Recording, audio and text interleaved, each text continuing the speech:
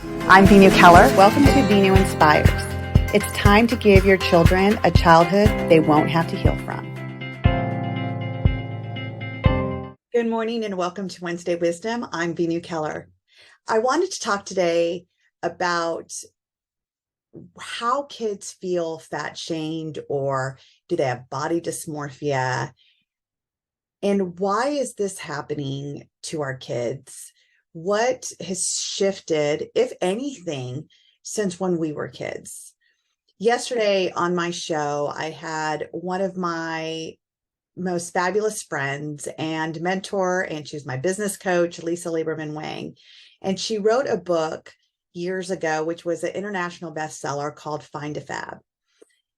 And we talked about how she had a journey also with body dysmorphia, and how she would binge and purge, and these eating disorders, are created because the way our kids are looking in the mirror, or the way we're looking in the mirror.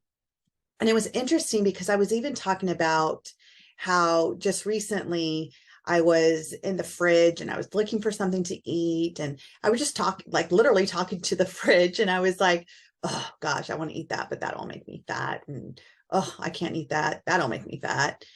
And my daughter, who's 10, said, Mom, you're not fat. Why are you saying that? And I didn't even realize she was in the kitchen listening to me. And all of a sudden it dawned on me, what are we saying that our kids are picking up on?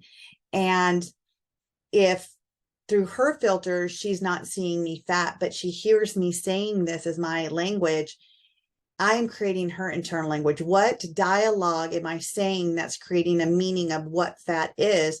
And now is she going to be concerned because we are the role models for them? And I didn't even think about that when I was talking to the fridge, literally.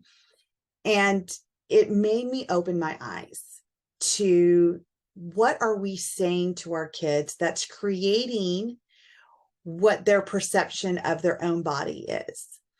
And when I was growing up, and even when my friend Lisa said when she was growing up, we didn't have Instagram, Facebook, Snapchat. We didn't have all these different platforms where every day it was at our fingertips to compare what we look like to who we look like. And what about all the filters they have now on the phones, right? So when we're actually looking at different people, we're like, oh my gosh, they're so beautiful. Look at their bodies, like the Kardashians, right? To some people, their body looks amazing. To some people, their body looks, very out of ordinary. What is the norm? What is it that we want to look like?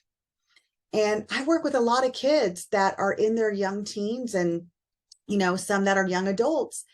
And they too criticize themselves constantly about the way that they look. And I ask them all the time, is it the way you look or the way you feel about the way you look? It's connecting their inner to their outer. And it's also finding what is their comparison tool?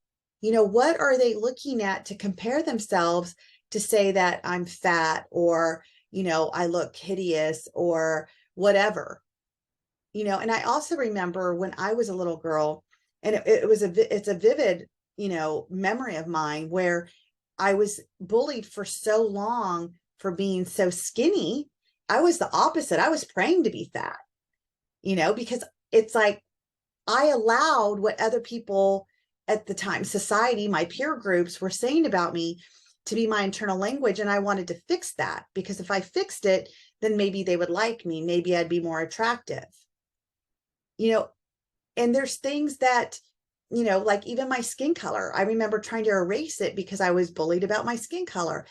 And there's just things that, we can't change. And what about those kids that have medical conditions that they can't change their weight? They're under medical treatment trying to change their weight. There's things that are sometimes out of our control. But what is in our control is the language we give our kids, how we show up for our kids. Like my friend Lisa said, is that the apple doesn't fall far from the tree. It's, are we as parents taking ownership for the way that we look, the way that we show up, the way that we feel about ourselves. What are the eating habits that we have created in ourselves that we've been passed on to our children? Are we eating fast food 5 times a day or 5 times a week? Hopefully not 5 times a day. Are we have a house full of sugar and we're wondering why our kids are always eating sugar? Do we have healthy snacks for them? What is healthy?